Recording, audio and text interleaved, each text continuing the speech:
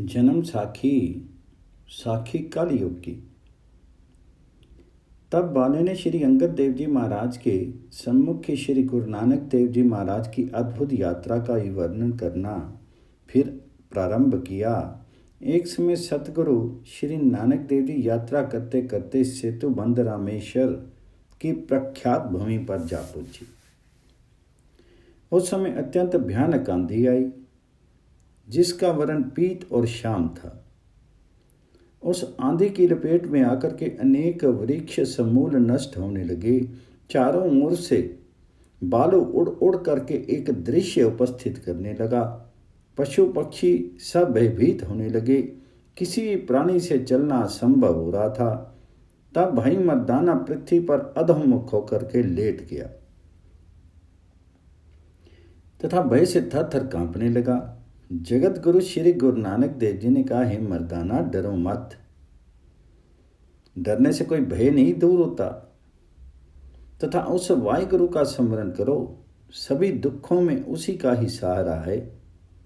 कुछ समय के पश्चात अंधेरी तो हट गई, अपितु दक्षिण दिशा से एक पर्वताकार भयानक दैत्य आता हुआ दिखाई दिया।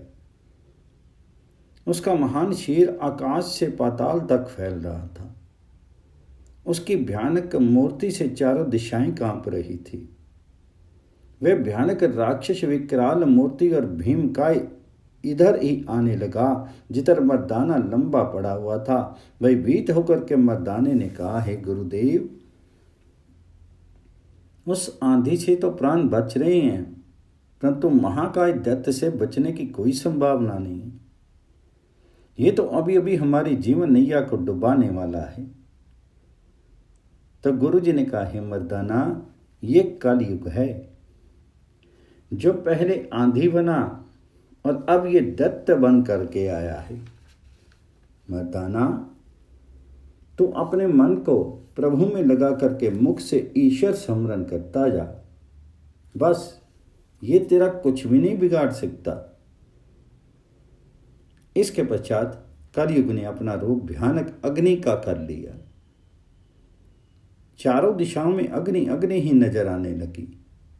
अब तो मर्दाने के होश गुम हो गए तथा अपने को वस्त्र में छिपा करके अधोमुख लेट गया तथा कहने लगा, हे गुरुजी, मुझे बचाओ। गुरुजी ने मुस्कुरा करके कहा, हे मर्दाना, आंधी और भयानक दैत्य की भांति ये अग्नि भी तेरा कुछ नहीं बिगाड़ सकती। बस वाहिगुरु नाम जपता चल। इसके पश्चात कलयुग ने भयानक वर्षा का रूप धारण लिया। काली घटाओं ने आकाश का कोना कोना घेर लिया तथा वर्षा परले काल की वर्षा के समान होने लगी। आसमान से कड़कड़ शब्द करते ही भयानक विद्युत चमकने लगी तथा पानी के साथ ईंट पत्थर की वर्षा आरंभ हो गई, परंतु पत्थर कंकर इन लोगों से दूर ही गिरते थे, जैसे कोई भयभीत करने की इच्छा से निकट होकर के नहीं मारता। अब मर्दाना महान दुखी होकर के कहने लगा, हे गुरुदेव, आपने हमें इस गहन वन में लाकर ही समाप्त करने की ठान रखी है। बताओ अब हमारे प्राण कैसे बचेंगे। तो गुरु जी ने कहा, हे मर्दाना, तो जरा रबाब बजा और हम एक शब्द का उच्चारण करेंगे। राग घोड़ी महला पहला। डर कर करी डर डरी डरे जाई, सो डर के हाजित डर डर पाई। तुद बिनु तुझी नाई जाई, जो कुछ वर्ते सब तेरी जाई। डरिए जे डर होवे होर, डर डर डरना मन का सोर।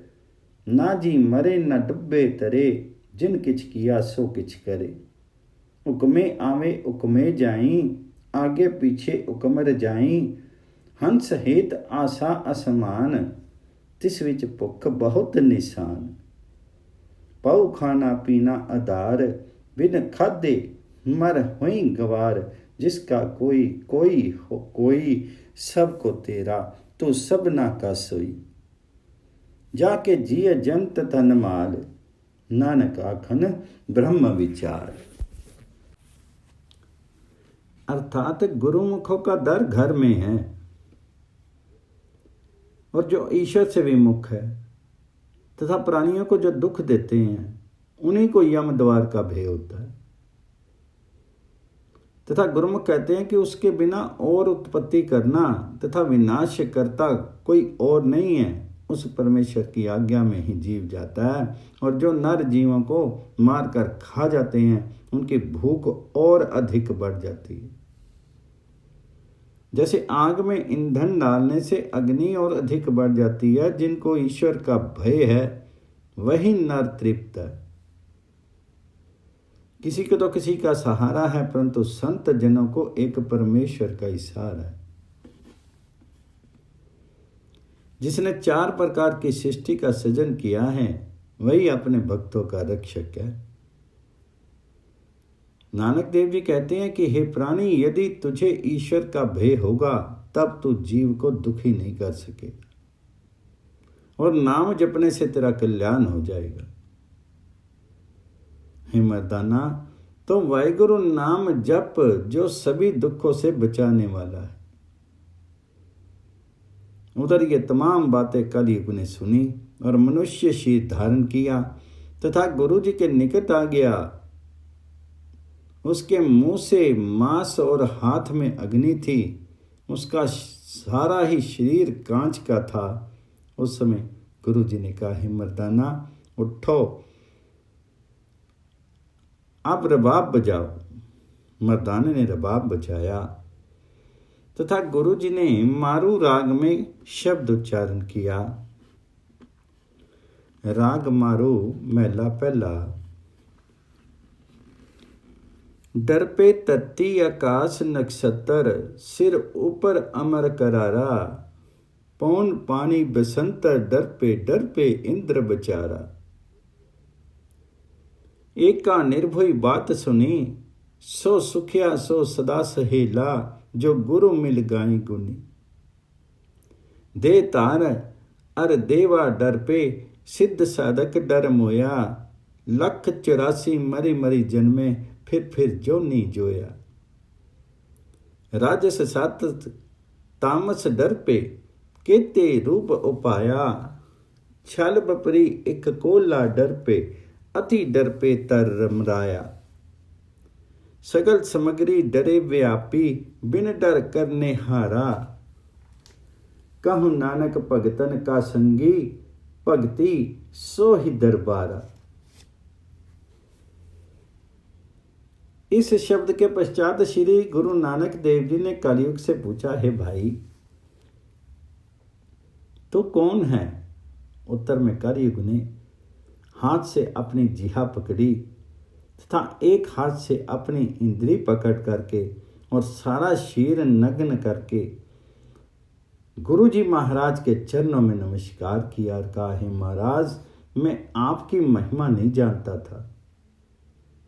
मैं केवल मर्शनार्थ आया हूँ। मुझे उस परमेश्वर के दरबार से कुछ अधिकार मिले हैं तथा आपने भी मुझ पर कृपा दृष्टि रखनी। इस मेरे शासन काल में नर नारियों के यही लक्षण होंगे जिस प्रकार आप मुझे देख रहे हो। देवी संपदा सभी संसार त्याग करके खान पान और भोग विलास में संसार लग जाएगा। माता पिता गुरु आदिकों की मर्यादा दुनिया भंग कर देगी। हे गुरुदेव, मैंने जो छल आपसे किए हैं वे सभी अनजान अवस्था में किए हैं। उनके लिए मैं क्षमा का प्रार्थी हूँ। आशा है आप मुझे क्षमा करोगे। आप महान हो तथा आप पूर्ण संत हो। आप कृपया ये बताओ कि आगे आप किधर जाने का विचार रखते हो? तो गुरु जी ने कहा, है कलयुग, हम तो उस परमेश्वर को देखने की इच्छा से इधर उधर घूम रहे हैं। कलयुग ने कहा, हे महाराज, क्या आपसे भी कोई पृथक ईश्वर है? आप ही तो साक्षात परमेश्वर हो, और कौन परमेश्वर हो सकता है? तो गुरु जी ने कहा, हे कलयुग, तेरा तो संसार में शासन साथ प्रभाव है।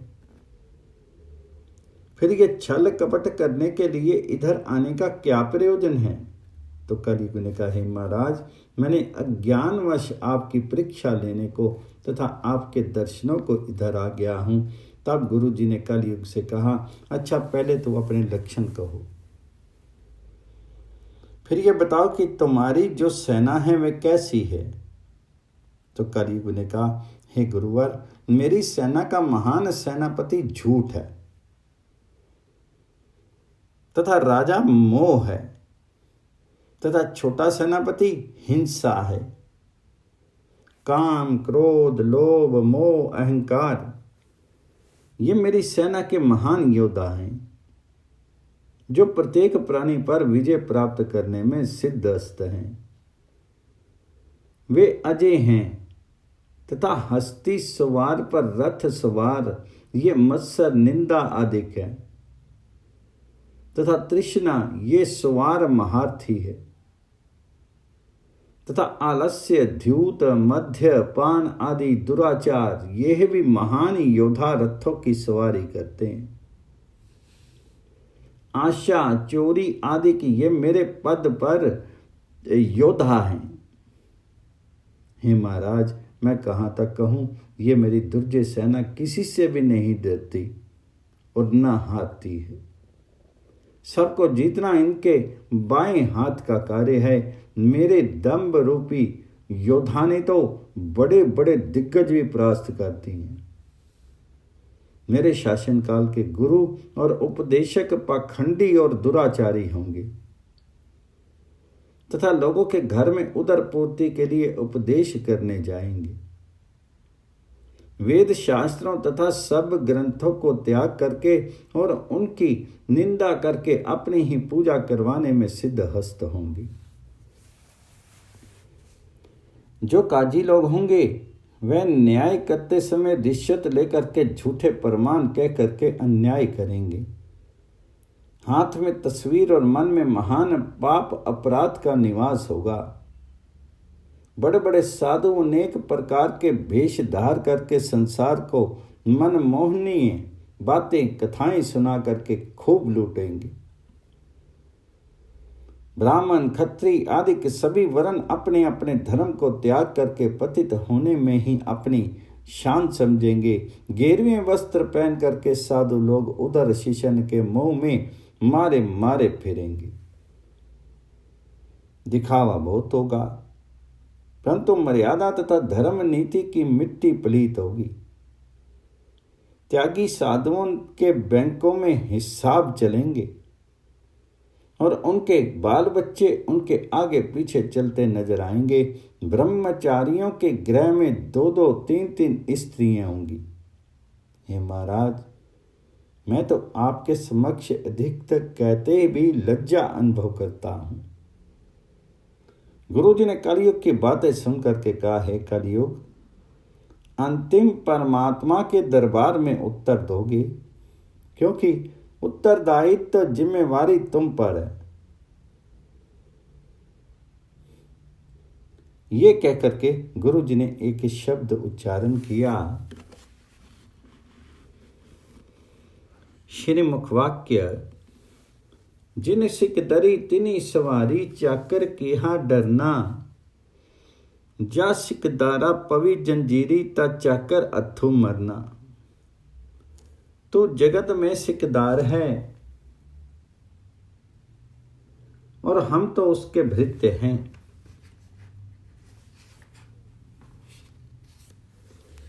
तुम्हें जब उत्तर देना पड़ेगा उसमें परमात्मा ने तेरा हिसाब लेने पर हमारी ड्यूटी लगानी है। तब हमने ही तुमसे पूछना है, बताओ उस समय तुम्हारी अकड़ फुकियां करेगी।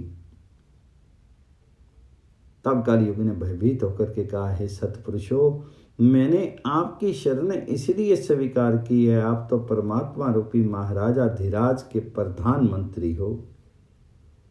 जिस समय आप हिसाब लोगे उस समय आपने मुझ पर कृपा करनी, बस यही एक बेनती है। तो गुरु जी ने कहा, अच्छा, जब वह समय आएगा तो हम कुछ ना कुछ तुम पर कृपा करेंगे। कलयुग ने कहा, इसमें तो संदेह नहीं, परंतु मुझे कैसे विश्वास हो यदि आप कुछ भेंट मुझसे ग्रहण करें और मुझे विश्वास होगा कि आप मेरे पर कृपा दृष्टि करोगे, अन्यथा नहीं। उत्तर में गुरुजी ने कहा, हमने तो सुखों को छोड़ करके दुख प्राप्त किए हैं, इसलिए हम किसी भी भेंट को स्वीकार नहीं कर सकते हैं।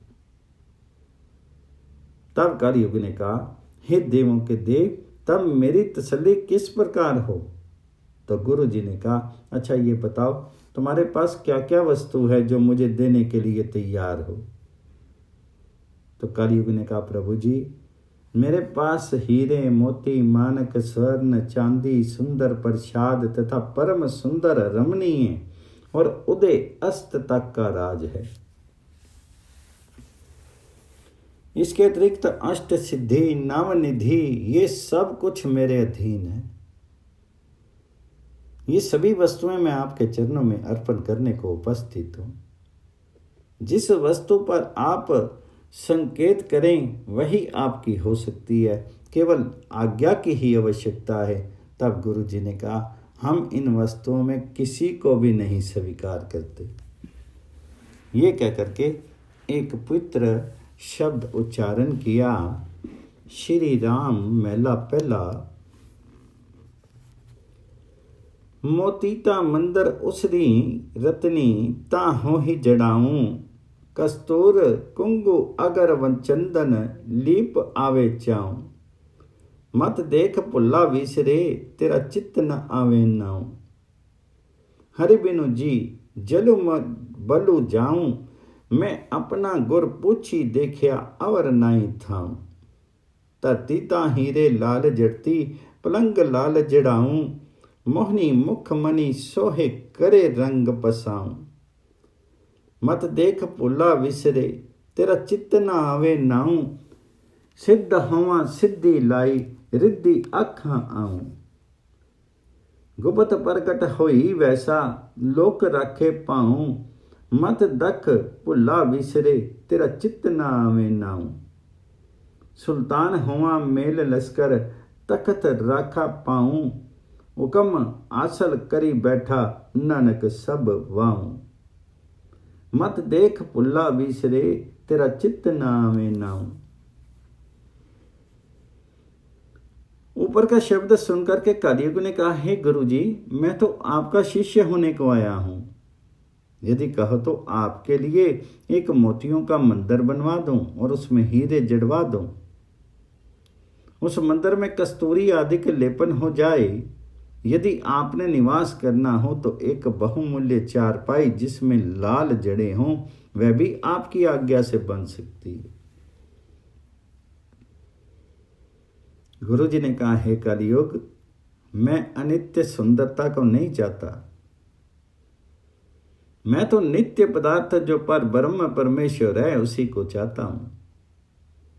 अनित्य वस्तु स्थिर नहीं होती और जो स्थिर नहीं होती है वही दुख का कारण है। और राज्य आदि भी अनित्य हैं, फिर इसमें अभिमान तथा सत्सरता उत्पन्न हो जाती है जो पुरुष की अधोगति का कारण है।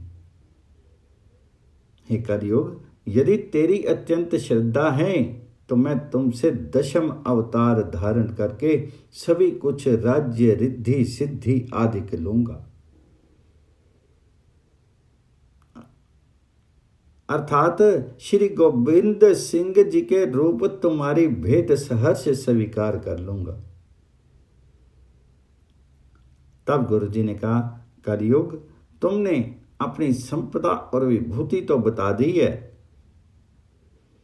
इससे अतिरिक्त और भी जो कुछ तुम्हारे पास हो वह भी बताओ, मैं उसे सुनना चाहता हूं। तब कलयुग ने कहा, हे कृपानाथ गुरुदेव मेरे राज्य में भूख प्यास निद्रा आलस्य तृष्णा मस्ती पापी दुराचार चोरी यारी और निद्रा आदि से कोई होगा जो बच पाएगा। सब इससे ग्रस्त रहेंगे। गुणी पुरुषों का अपमान होगा। सत्य वक्ता को लोग मूर्ख कहेंगे और जो बहुत बोलेगा वह अगर मूर्ख भी होगा तो भी वह गुणी कहलाएगा। वही राजाओं के निकट स्थान प्राप्त करेगा। पापी पुरुषों के घर संतान अधिक होगी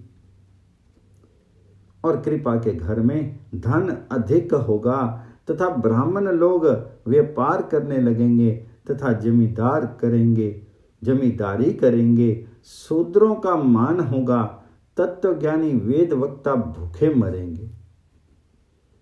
राजा लोग सदैव धनहीन रहेंगे और प्रजा को लूटना उनका कर्तव्य हो जाएगा। अनेक प्रकार के टैक्स लगा करके प्रजा का रक्त शोषण किया जाएगा।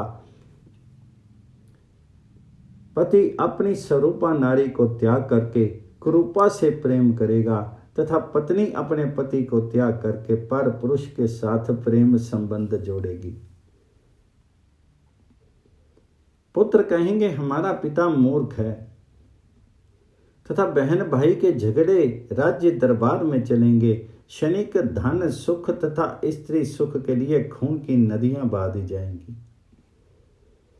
पाखंडी भगवे पहन करके लाखों रुपए एकत्र करेंगे और सदग्रस्त रोटी कपड़े को तरसेंगे।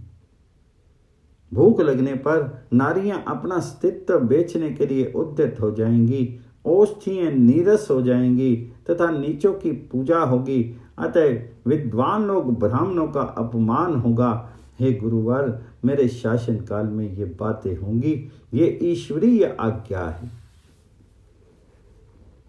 परंतु हे गुरुदेव, मैं चाहता हूं कि कुछ आप ही सेवा करके आपसे आशीर्वाद प्राप्त करूं। गुरु जी ने प्रसन्न होकर के कहा, हे कलयुग, हमें तो कोई इच्छा नहीं, तथा हम तुम्हें आशीर्वाद देते हैं कि तमाम युगों से तेरा प्रभाव बहुत अधिक होगा। परंतु जो प्रभु कीर्ति का ज्ञान करेगा उसकी भी महिमा बहुत होगी।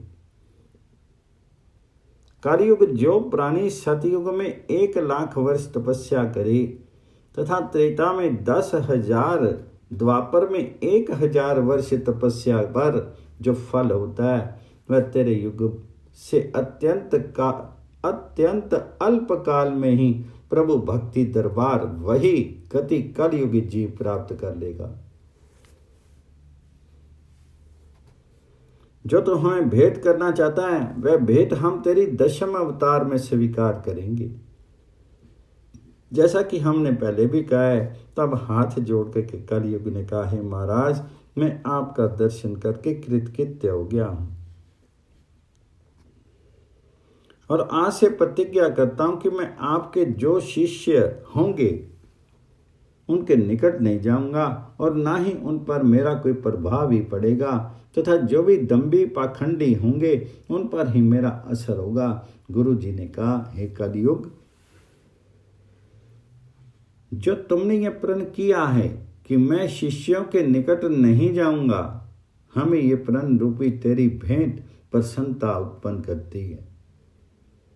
परमात्मा तेरी भावना अटल रखे और हमारे शिष्यों से तू सदैव दूर ही रहे, जिससे वे शिष्य तेरे दूषित कृत्यों से बचे रहें। कलयुग ने फिर कहा, हे गुरु जी, जो आपके सेवक होंगे उन पर मेरा प्रभाव बिल्कुल नहीं होगा। ये मेरा प्रण सत्य है और जो कुछ आप मुझे आज्ञा दें वही होगा। गुरु जी ने कहा, बस जहां हमारा कीर्तन गायन पाठ आदि होता हो तुम वहां नहीं जाना, बाहर ही ठहरना होगा, बस यही हमारी आज्ञा है। तो कलयुग ने कहा, है महाराज, जहां आपकी अथवा ईश्वर की महिमा की जाती हो वहां बैठ करके कुछ परलोक सुधार लूं तथा कड़ा प्रसाद अपने मुख में डाल करके शीर पित्र कर लूं। गुरु जी ने कलयुग की अपार श्रद्धा दे करके उसे अपना शिष्य बना लिया।